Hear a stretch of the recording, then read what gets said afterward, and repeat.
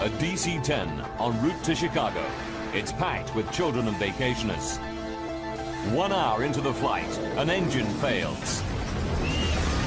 Although it still has 2 good engines, the plane becomes almost unflyable. 285 passengers face an horrific crash landing at Sioux City. Why did a simple engine failure lead to a crash? Now, using advanced computer simulations, we reveal exactly what downed Flight 232. Disasters don't just happen, they're a chain of critical events. Unravel the clues and count down those final seconds from disaster.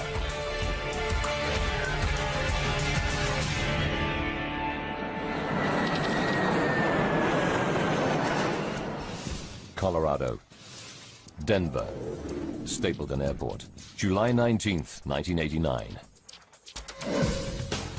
Known as the gateway to the Rockies, Denver is the starting point for journeys all over the U.S. 1,300 planes take off from here every day, carrying over 75,000 passengers. It's the peak of the summer season, and Stapleton is packed with vacationers and business travelers.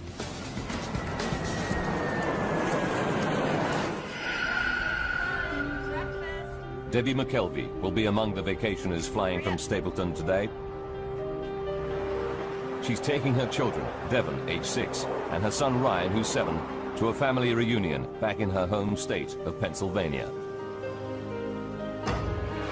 I was going home for 2 weeks with my children, and I was very, very excited about the trip. Debbie is taking advantage of United Airlines Children's Day promotion.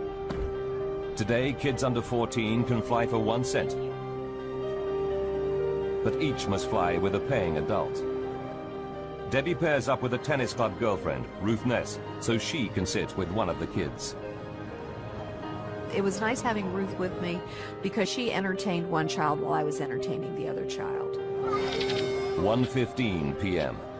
Debbie, Ruth, and the kids wait to board flight UA 232 to Philadelphia via Chicago.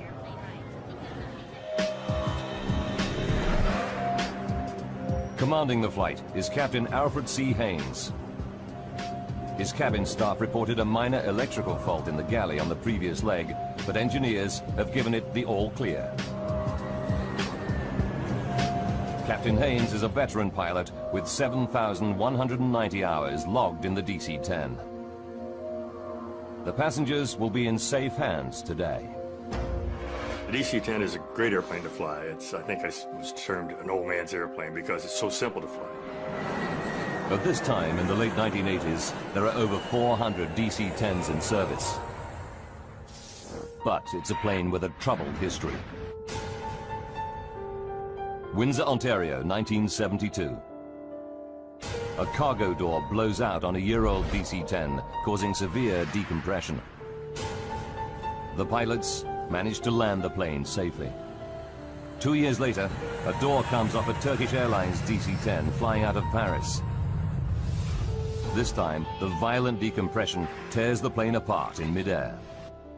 All 346 people on board die. McDonnell Douglas finds the fault and fixes it.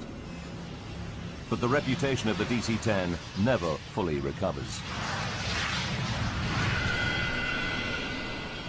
The DC-10 making flight 232 today is in its 17th year of service and has flown over 43,000 hours.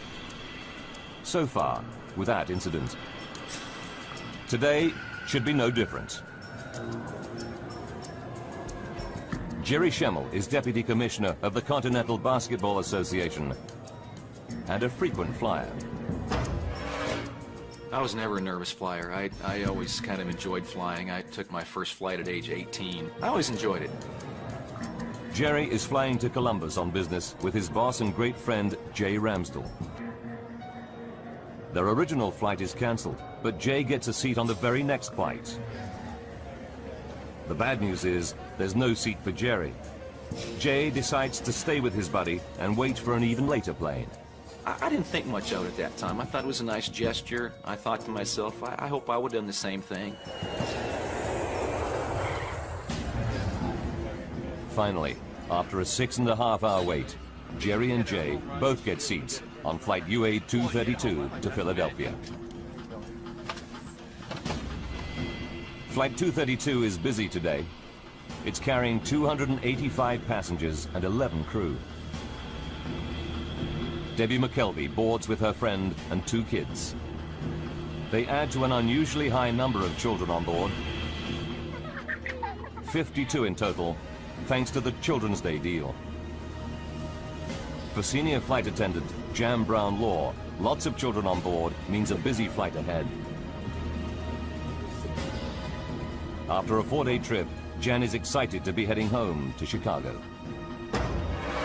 I just remember feeling just the energy of this last leg and getting all pumped up to do the service. Captain Haynes, co-pilot Bill Records, and flight engineer Dudley Dvorak run through their pre-flight checks. They taxi out to the runway and await the takeoff clearance. At 2:09 p.m., the 3-engine jet flies out of Denver. The morning we left Denver, it was clear skies, beautiful day, nice smooth air, comfortable flight, just a routine flight. Debbie McKelvey sits with her son Ryan, while her friend Ruth is one row behind, looking after her daughter Devon. At 3:16 p.m., they're finishing their meal.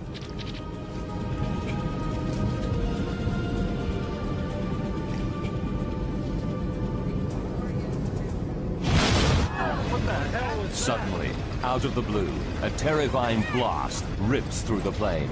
The first thing I thought was a bomb has gone off.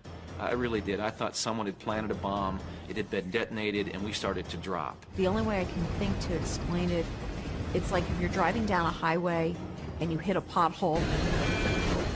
Jan Brown Law fears it may be a breach in the plane's fuselage. I instinctively sat down on the floor and held on, not knowing if it were a decompression, that everything that isn't tied down securely is going to be sucked out.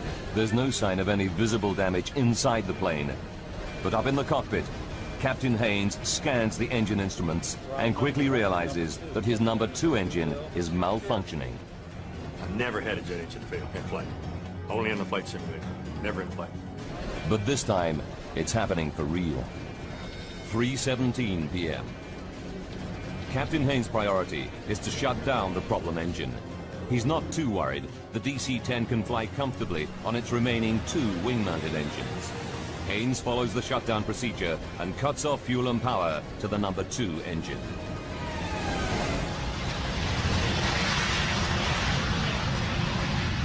The problem engine is off. But now flight engineer Dudley Dvorak spots something else wrong. Now we've lost our hydraulic capacity. His instruments tell him that all 3 of the plane's hydraulic systems are empty.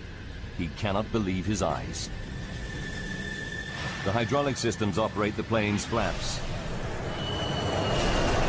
ailerons, rudder, and elevator. Without these controls, the pilots won't be able to steer the plane or take it up or down. But the instruments are right. Al, can you help me out with this?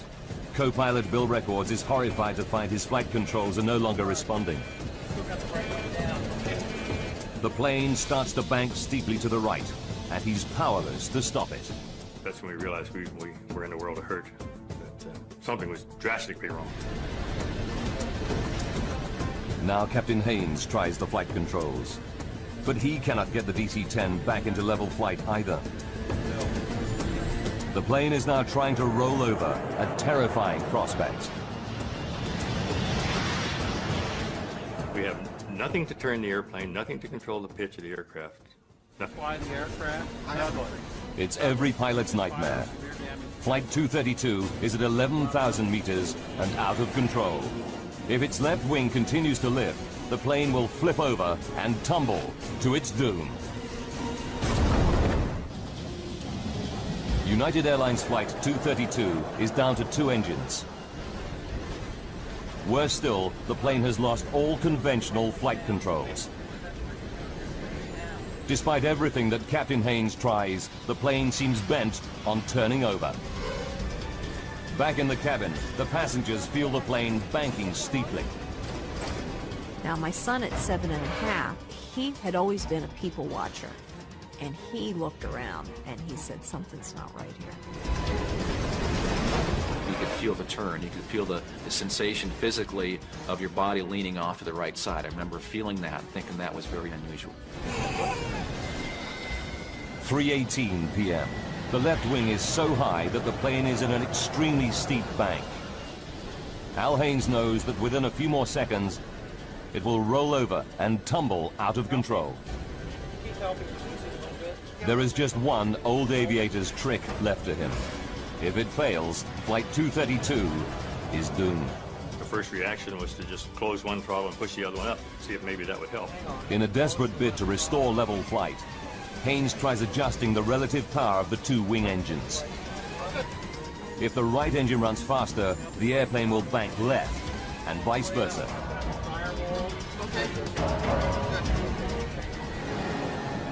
It works. Captain Haynes is able to pull the plane out of its roll. He still has no flight controls, but he regains a crude form of steering by using the throttles. But Haynes finds that he can only make right-hand turns. 3:20 p.m. Co-pilot Bill Records radios Minneapolis Air Route Traffic Control Center. 232 heavy. We shut down engine. He reports the loss of flight controls and requests a flight path to the nearest airport. The pilots have no idea how they're going to land the crippled plane. Ladies and gentlemen, this is the captain. We've shut down the number 2 engine. Now Captain Haynes tells passengers that one engine has failed, but he doesn't mention the loss of flight controls. Chicago, but we may be just a Not all the passengers find his words reassuring. You could just feel a tenseness in the flight attendants. And that's when you kind of felt there's something not right here. Captain Haynes knows that time is running out. UA 232 is dropping at around 250 meters per minute. They need to attempt an emergency landing soon, before they lose height altogether. 3:22. Air traffic control informs the flight crew that their nearest runway is at Sioux Gateway. This is a small regional airport near the sleepy town of Sioux City, Iowa. 3:25 p.m. A quiet afternoon in a Sioux City fire station is about to get a whole lot busier. When Fire Chief Robert Hamilton hears an alert called in, he suspects something big. I've been in this business a long time, and you can kind of tell. You have almost a sixth sense, I guess. Within minutes, the fire chief's hunch is proved correct. UA 232 is heading right for his city. 9 fire trucks race out to their emergency positions on one of the runways. Now Captain Haynes and his crew have to work out how they're going to land the plane with barely any controls. Before they can make a plan, they hit another problem. The DC-10 starts to soar up and then down in a random, uncontrollable cycle. For the pilots, it's like riding a roller coaster through the sky. We had no idea how long we were going to keep that airplane in the sky. Debbie McKelvey feels the plane's erratic motion and fears for her life. Here I have a 6-year-old and a 7-year-old. You start praying, you know, if I'm going to die, please make sure we all go and we all go quick. 3:26 p.m. Captain Haynes calls his senior flight attendant up to the cockpit. When I opened that door, the whole atmosphere hit me. It's the worst crisis possible. The captain tells Jan to prepare the cabin for an emergency landing. As I walked through the first-class cabin, I just could not look anybody in the eye because I was afraid they'd read the fear in mine. Denny Fitch is a DC-10 training pilot, flying home from an instructor session. He knows that something is wrong and offers his help. 3:29. What Denny finds in the cockpit shocks him. It was an amazing scene for me because both the pilots were in fact on the controls. Both of them, their tendons in the forearms are raised from effort. Their knuckles are white from grip. As an expert training pilot, Denny Fitch is ready for any emergency, but he's never seen anything like this before. I was dumbfounded because it was unheard of. As a matter of fact, there was no procedure for it, having no hydraulics. The first thought that came to my mind, to be honest, was that I was going to die that afternoon. Ladies and gentlemen, Captain Haynes now tells his passengers the plane is damaged and they'll be making an emergency landing in Sioux City. This landing's a little different than you're used to. 296 people could lose their lives. Getting this airplane down without crashing will be the ultimate test of pilot skill. Denny offers to help out any way he can. I said, Captain, would you want me to do your throttles? And he responded, yes, do that. Denny takes over on the throttles, the only controls still functioning. They allow him some degree of steering, but the plane is still only able to make right-hand turns.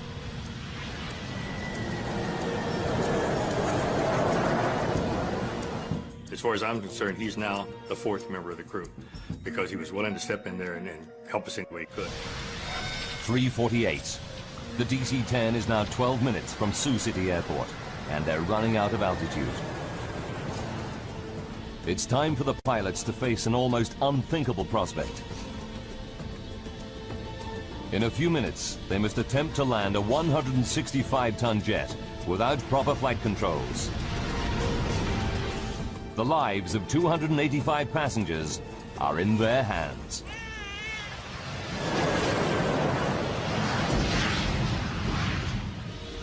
The pilots must now try to line up for the final approach into Sioux City Airport.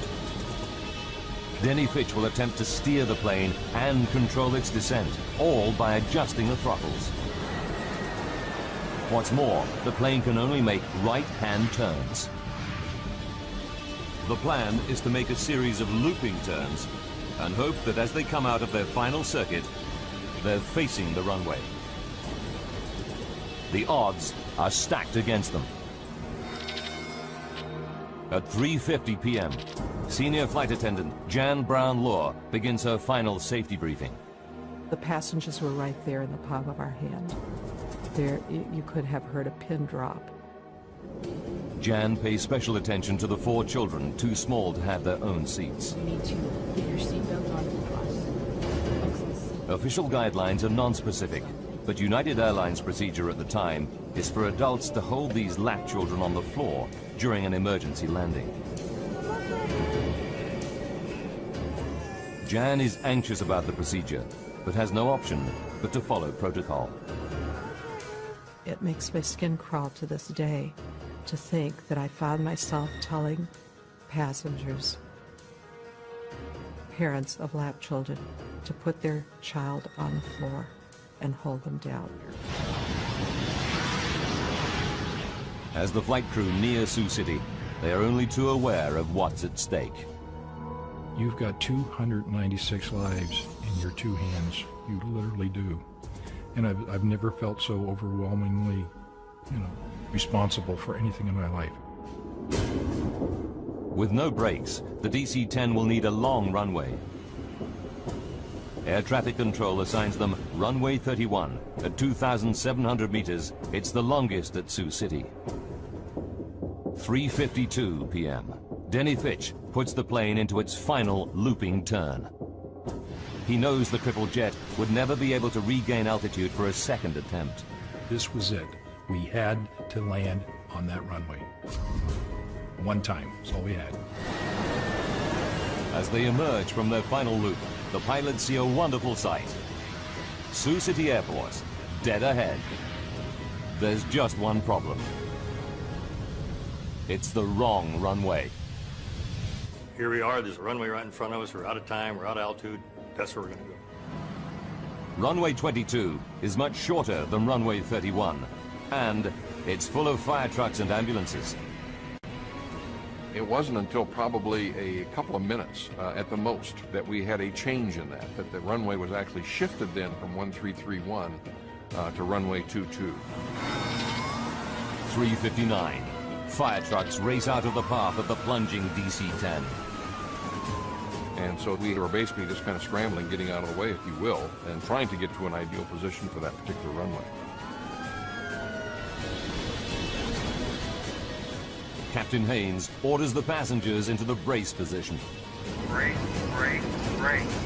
The minute we said brace, it was like a breeze going over a field of wheat. Everybody in the cabin disappeared from sight to go into their brace position. I kept thinking, this is it. And I actually made my son shut the window shade. And I thought, we don't need to see, the end as it's coming.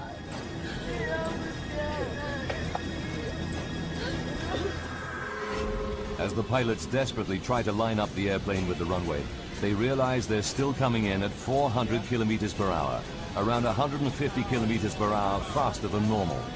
But with no control of the flaps, they cannot slow the descent. The alarm sounds from the ground proximity warning system. They're descending too rapidly. The plane is plunging at 560 meters per minute, over 6 times the normal rate.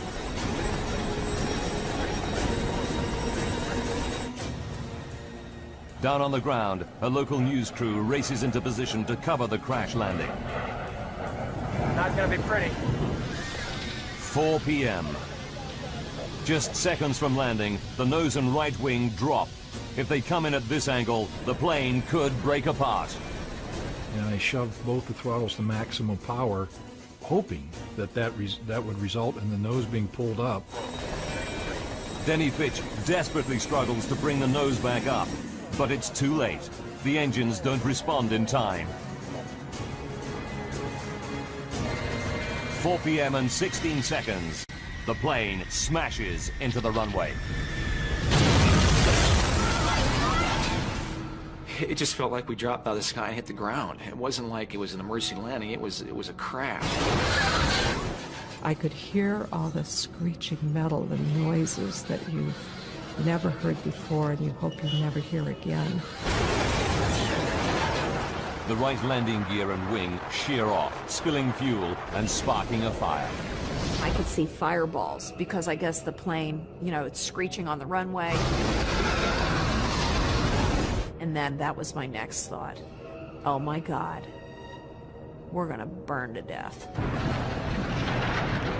The jet careers along the runway on its wing stump for about 600 meters, then breaks apart.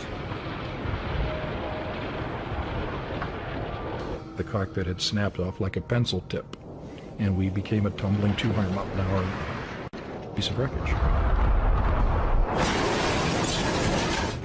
The main section of the fuselage skids further down the runway, rolls over on its back, and comes to a halt at the side of the airfield.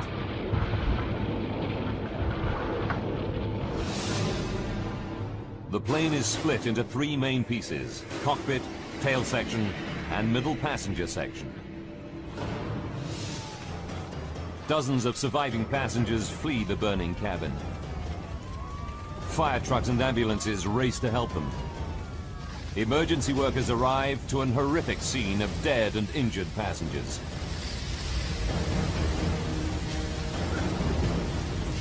Survivors escaping the wreckage scatter through cornfields at the edge of the runway.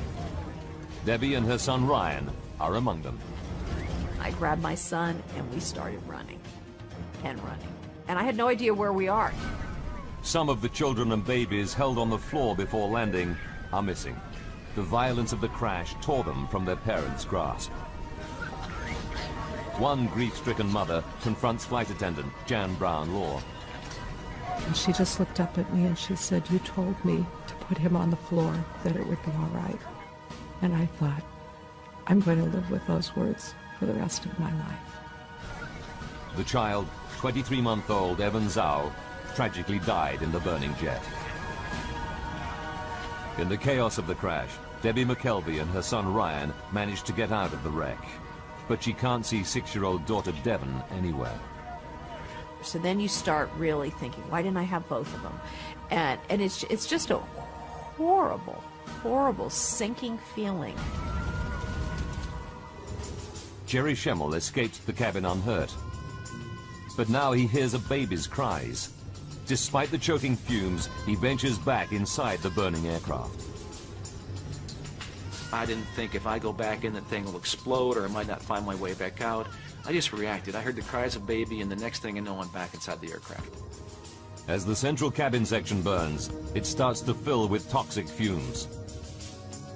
Smoke like this can kill in minutes. Parents like Debbie McKelvey fear that their missing children could still be somewhere inside the blazing jet.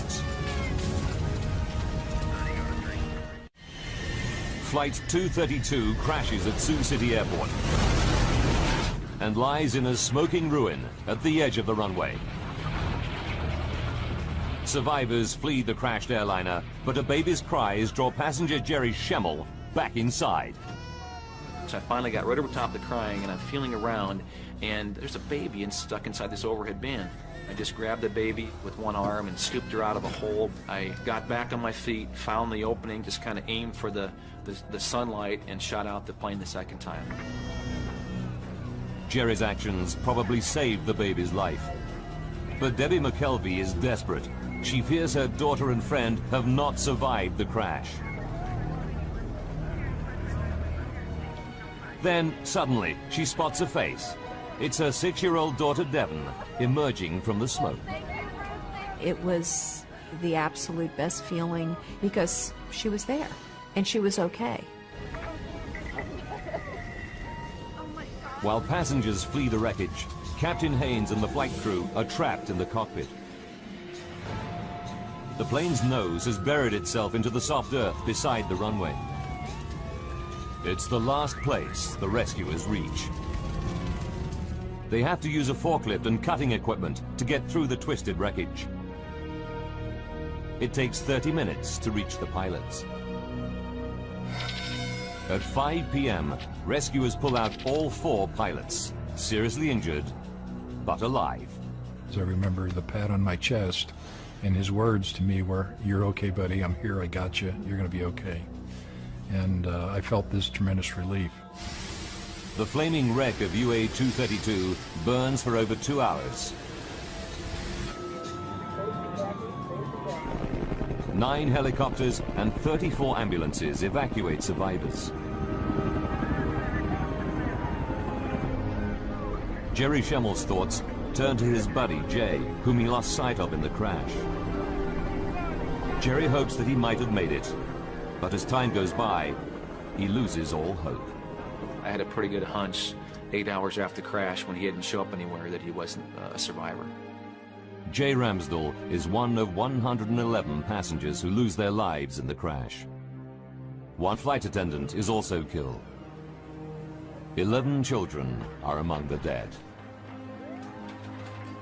Remarkably, 184 people survived the Sioux City crash. But for the pilots of Flight 232, any number of deaths is a tragedy.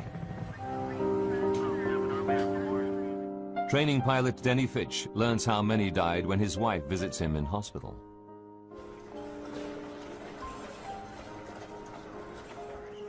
And she started crying because she realized I didn't know the truth. That in fact 112 people had died behind me. And I saw her cry. I had my answer. And I cried every waking moment for the next 3 days. I just couldn't stop crying. It just so tore my heart out to know that people died behind me. I was ready to die for them, and I didn't want them to die. Al Haynes and the flight crew are determined that something positive should come out of the tragedy. I would like to say that this crew, and in fact the entire industry, is dedicated to finding the cause of this accident. So maybe we can never have it happen again.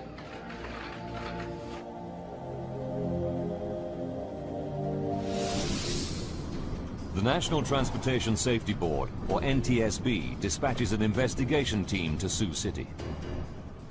With 427 DC-10s still in service all around the world, they need to find out what happened to the plane, and quickly.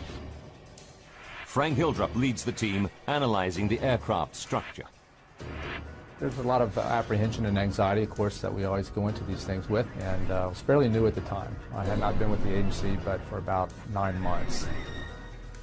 Hildrup and the NTSB team arrive in Iowa 9 hours after the crash and get straight down to work.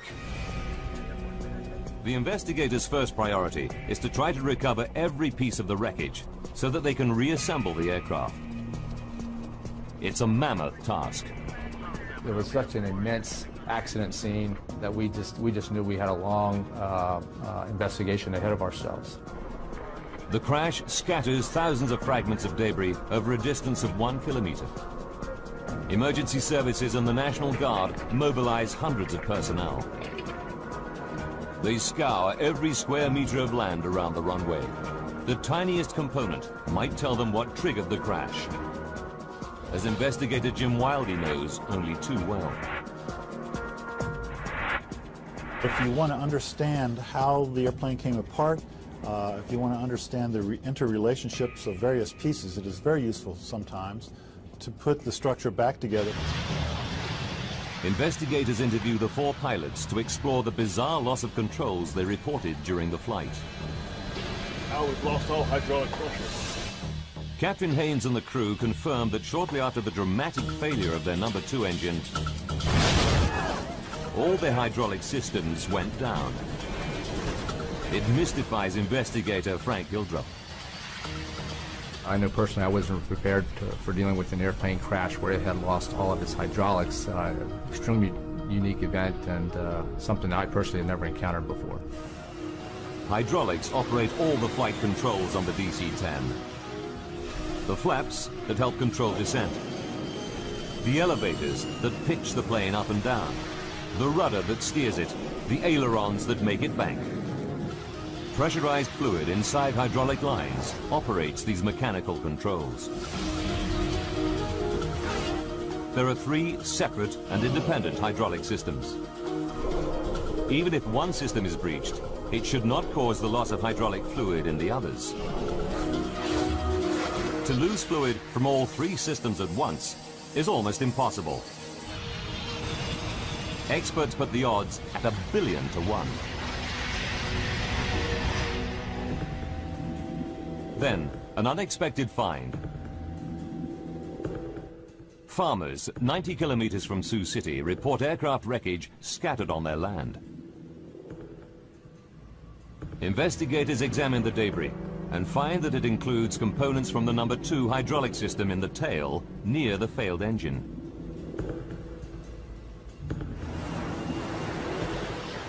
The team can calculate from the plane's flight path exactly when these parts fell. They discover it happened at 3:16 p.m., the same moment as the loud bang and the engine failure. What was that? Everything points to a catastrophic event inside the engine, which then damages the hydraulic systems.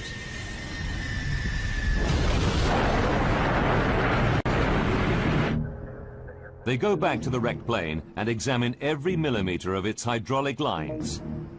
It's a painstaking process, but it pays off. They find puncture holes in the pressure lines of the plane's other 2 hydraulic systems, and the holes in both sets of pressure lines are near the failed engine. We determined that all the 3 hydraulic systems had been breached, and that's why the hydraulic fluid was lost, and they lost the ability to really control the airplane. It's incredible, but true. Something did put all 3 hydraulic systems out of action at exactly the same moment.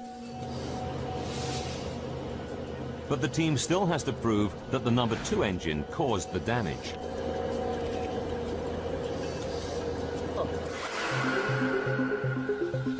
They inspect the puncture holes with a scanning electron microscope and find minute traces of titanium. Titanium is used for critical airplane parts because it's tough, yet very light. On the DC-10, the only titanium anywhere near the tail section is inside the number 2 engine.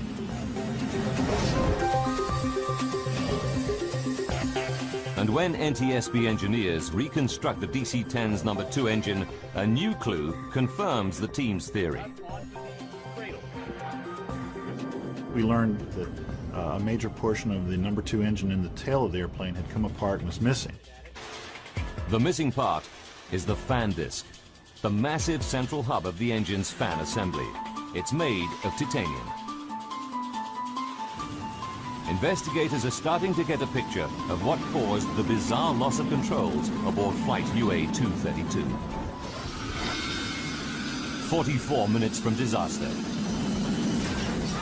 The loud bang that crew and passengers hear is the 170-kilogram fan disc fracturing. The broken fan disc bursts through the engine housing. The blast fractures a section of the number 2 hydraulic system. But in a piece of catastrophic bad luck, fragments also puncture lines in both remaining systems. Zero on all three. I'm sure. Gauges say 0. All hydraulic quantity down. 42 minutes to go. The plane loses all its flight controls. The tail section is so badly damaged that the plane can only make right-hand turns. And without elevators, the pilots cannot keep the plane on a level flight path through the sky.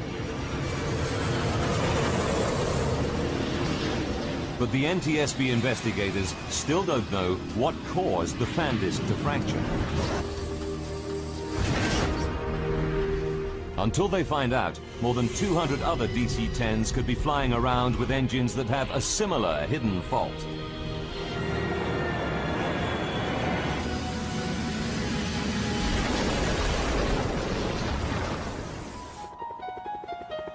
They must locate and examine the missing pieces of fan disc.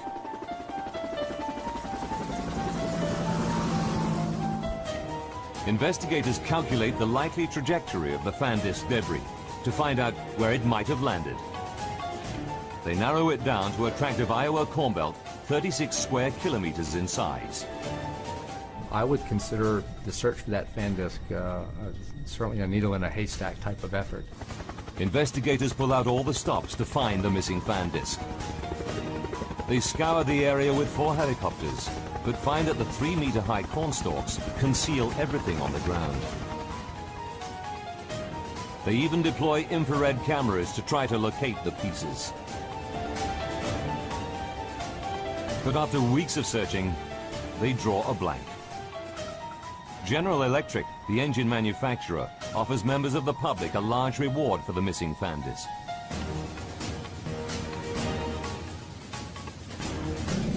But there's still no sign of it.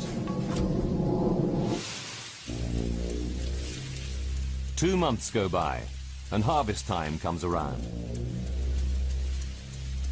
Janice and Dale Sorensen have a 180-hectare farm right in the middle of the search area. Tuesday, October 10th, 1989, and Janice Sorensen is out bringing in the corn. As I was combining, I felt a little resistance on the front of the combine, and I backed it up and then put it in neutral and got out and looked, and I knew immediately that this was the piece they were looking for. It's a massive chunk of debris, half buried in the earth. Teams from General Electric and the NTSB race to the Sorensen farm.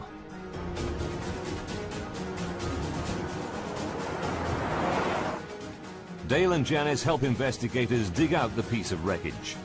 This is the Sorensens' own video footage of their find. I had a little shovel long, and I went and got the tractor with a loader and put a chain around it, hoisted it up, and then we took it down to the turkey shed, which was not very far away, and we had hot water there, so we washed it off, so it was spick and span. Investigators quickly confirm that the debris is a major chunk of the missing fan disc from flight UA-232. Then they find another piece nearby. Together, the 2 parts complete the entire missing fan disc. Janice Sorensen learns that her find could hold the key to the disaster. I was very emotional about it. I had some tears. It was a combination of the excitement of finding the piece and of the tears for those who'd lost their lives. One more. Janice and her husband Dale collect General Electric's $120,000 reward. They give over half the money to charity. the NTSB can now begin the next phase of their investigation. They fly the fractured fan disc to the labs of the engine manufacturer General Electric to find out what could break apart such a robust metal component. Jim Wildy, a metallurgist by training, examines the fan disc, starting with the main fracture line where it broke apart. He spots something branching off it, a fatigue crack 13 millimeters long. It's rare to find metal fatigue in a fan disc. These components are specifically designed to withstand the enormous rotational forces within the engine.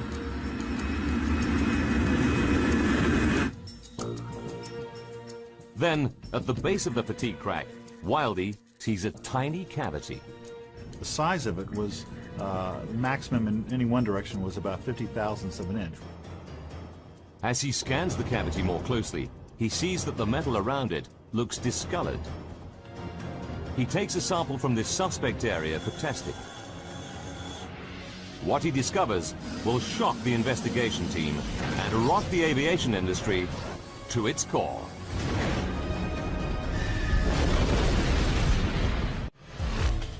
Investigator Jim Wildy examines a tiny cavity in the fractured fan disc from flight UA-232. What he finds stuns him. Around the cavity, there is an impurity in the titanium alloy. It's called a hard alpha inclusion, a brittle defect smaller than a fingernail. Analysis reveals that it was caused by excess nitrogen during the forging of the metal ingot.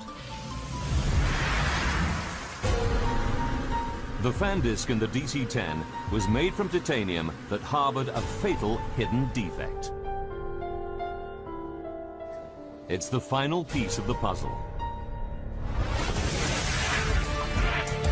The NTSB team can now put together the chain of events that left the passengers and crew of flight UA-232 seconds from disaster.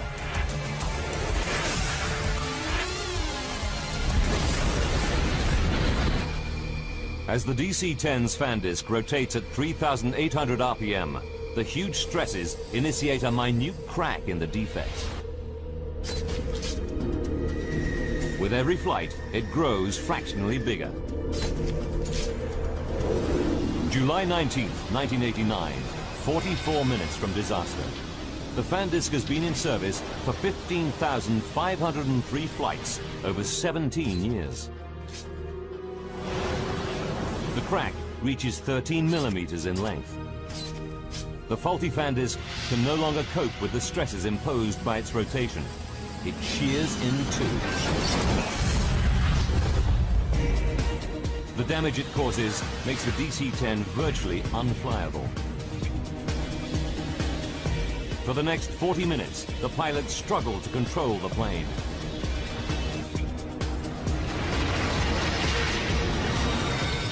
Five minutes to go. Flight 232 comes out of its final turn into Sioux City. 20 seconds. As the plane comes into land, the right wing drops.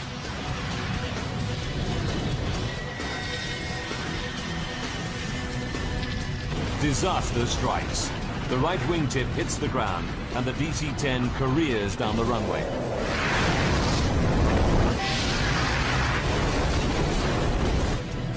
A $21 million jet weighing 165 tons is brought down by a tiny metallic flaw. For the NTSB investigation team, there's a terrible twist to the tragedy. Investigators discover that United Airlines technicians made a routine inspection of the defective fan disc just 16 months before the crash. They're disturbed. The crack was on the fan disc surface.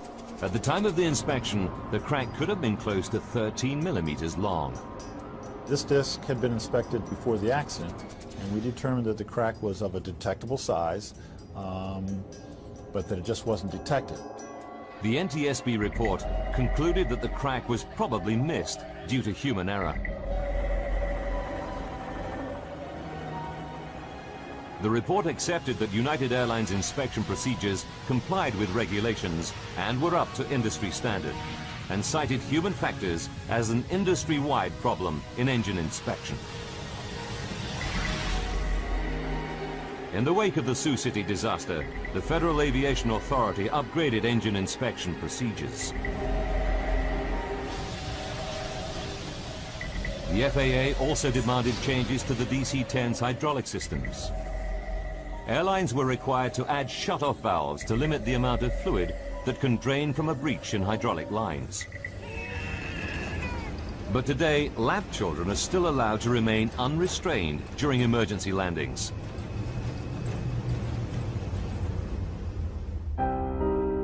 Ever since the crash, Jan Brown Law has campaigned for all children to have allocated seats and safety restraints on airplanes. She has never forgotten the young boy, Evan Zhao, who lost his life on her watch. Evan would be 17 years old today had he been in a seat. Denny Fitch, Al Haynes, and the other crew members received industry awards for their extraordinary professionalism and valor. Jerry Schemmel, who now has children of his own, will never forget the debt he owes the pilots. I've thought about those guys every day for 16 years. I don't think we could have been equipped with a better cockpit crew than what we had. The safety measures triggered by the Sioux City crash transformed aviation safety, not just on the DC-10, but on all passenger airliners. The new rules should ensure that such a bizarre and devastating accident can never happen again. Seconds from Disaster is back at the same time next week. After the break, a pig the size of a pickup truck. Our team of experts investigates the legend of Hogzilla.